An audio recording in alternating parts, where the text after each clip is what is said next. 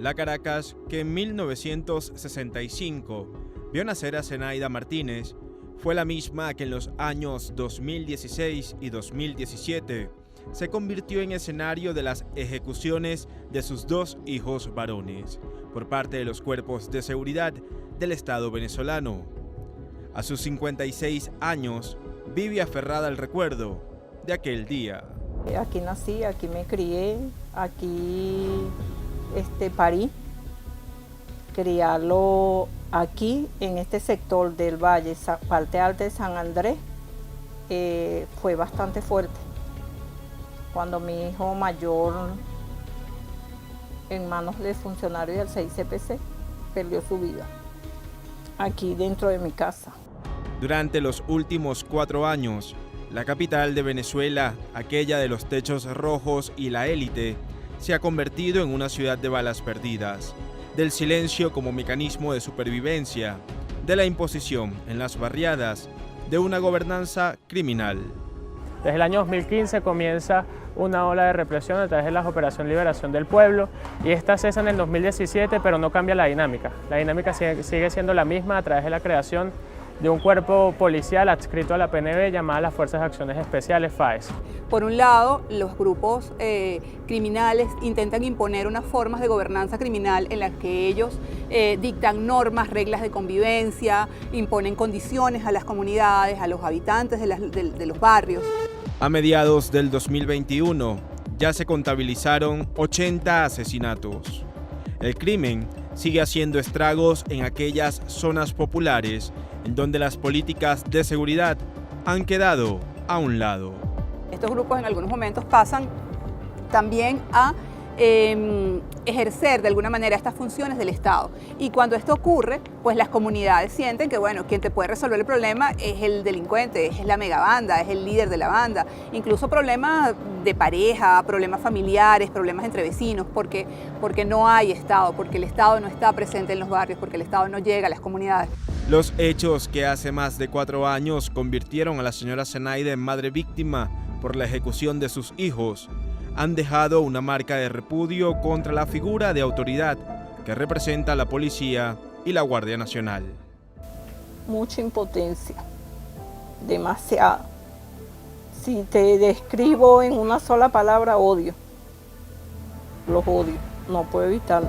El cóctel de la violencia, como ha sido nombrado el último informe de Monitor de Víctimas, también expone la condición en la que han quedado los menores de edad, una población que ha pasado a ser considerada huérfanos de la violencia.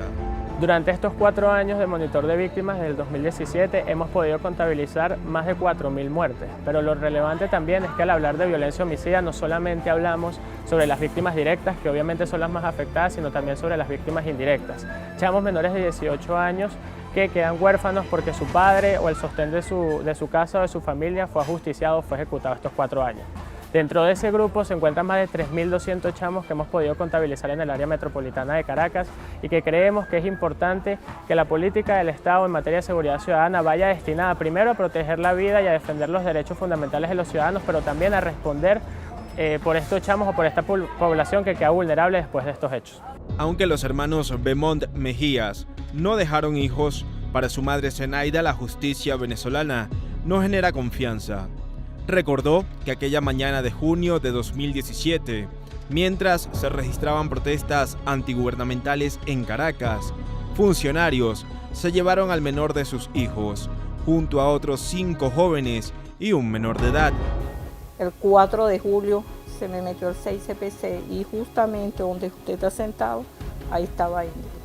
Ahí me lo arrodillaron, me revisaron toda la casa para la final llevárselo. Y el 19 de julio mi hijo me lo mata, sin son ni todo. Ese día yo vi a mi hijo, ese día no fue a trabajar, yo tampoco por las guarimbas.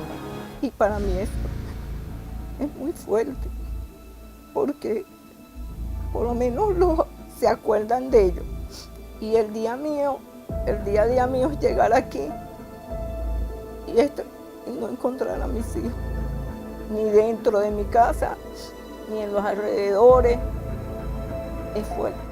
Para Rogna Rísquez, periodista de investigación, resulta esencial que la violencia no sea atacada con más violencia. Desde su posición, esto solo acrecienta el sentimiento de muchos jóvenes al pensar que en los hechos de sangre radica la solución a los problemas. Para Rísquez, no se puede percibir a las barriadas como el muro que blinda a las bandas criminales. Tenemos que pensar en políticas integrales. Políticas integrales es educación, opciones de empleo, salud, opciones de recreación, deporte para los jóvenes que viven en estas localidades. Porque si no, pues, ¿qué alternativas tienen? La mayoría de estos jóvenes no tienen o sienten que no tienen opciones, que no tienen oportunidades en la vida. Y pues la banda se convierte lamentablemente en algunas ocasiones en una opción. La cultura que se ha creado, que se ha construido en los últimos años es una cultura que lo que hace es pensar que la muerte es la solución.